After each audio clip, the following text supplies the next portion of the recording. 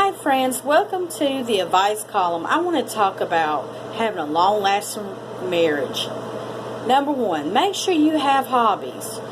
Make sure you have something you have in common, so you'll be able to do stuff together and have something to talk about, and you'll get connected again.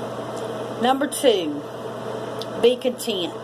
Don't compare yourself to other marriages, because that is not helpful, because then you will concentrate on your spouse's weaknesses and not strengths. And we don't want to do that, because that causes a lot of anger and strife. And we definitely want to keep the anger and strife out of your marriage.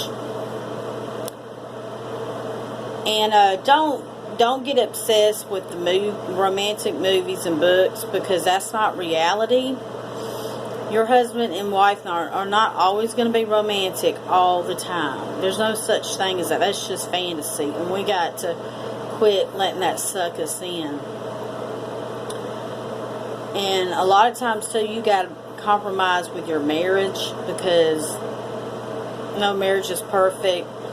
And no man or woman is going to satisfy you 100%, maybe 90%. But they're always going to have something wrong with them. But, I'm not saying stay in a marriage if he's beating you up or disrespecting you. I'm not saying that. You have to leave those kind of marriages.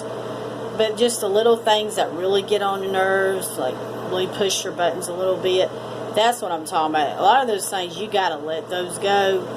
You got to quit obsessing about them. And sometimes you got to even forgive. You got to tell yourself, okay, if I'm committed to this marriage, I'm going to have to fight from this marriage, and I just can't, let it do whatever it wants to do, and, not have no more communication, which communication can be a number one factor. If you don't have no communication, then there's no marriage. I mean, you could have a loveless marriage. I mean, my parents had a loveless marriage. They lived like roommates. They never talked to each other unless they really needed to. But you don't want that kind of marriage. You want to thrive in marriage.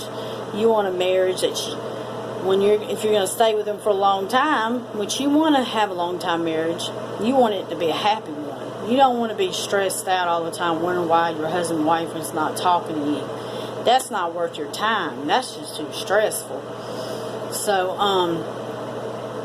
I think I went over everything I needed to go over. I know this is a pretty fast video, but I'm new to YouTube, so I'm trying to practice my videos, and I hope you like this video. I'll see you later.